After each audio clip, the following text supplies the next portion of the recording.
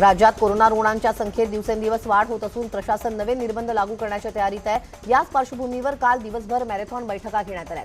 राज्यातील 6 विभागीय आयुक्तांसोबत मुख्य सचिवांनी बैठक घेतली। यानंतर विभागीय आयुक्तांनी सर्व विभाग, जिल्हाधिकारी, मुख्य कार्यकारी अधिकारी यांच्यासोबत बैठक घेतली। या सर्व बैठकांचा अहवाल आज मुख्यमंत्र्यांना सादर केला जाणार आहे। त्यानंतर नव्या निर्बंधांवर निर्णय येण्याची शक्यता आहे।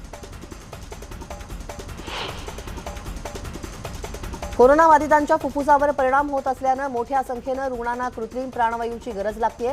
जानेवारीत कोरोना रुग्णांची संख्या झपाट्याने वाढली असून उपचाराधीन रुग्णांच्या संख्येतही वाढ झाली आहे। त्यामुळे वैद्यकीय वापरासाठीच्या प्राणवायूच्या मागणीतही वाढ झाली आहे। डिसेंबरच्या शेवटच्या आठवड्यापर्यंत राज्यात दिवसाला 270 ते 300 मेट्रिक टन प्राणवायूची गरज लागत होती। मात्र सध्या दिवसाला 424 मेट्रिक टन ऑक्सिजनची मागणी आहे। ही मागणी पूर्ण करण्यासाठी राज्याकडे मुबलक साठा असून ऑक्सिजनची कमतरता, टंचाई भासणार नाही आणि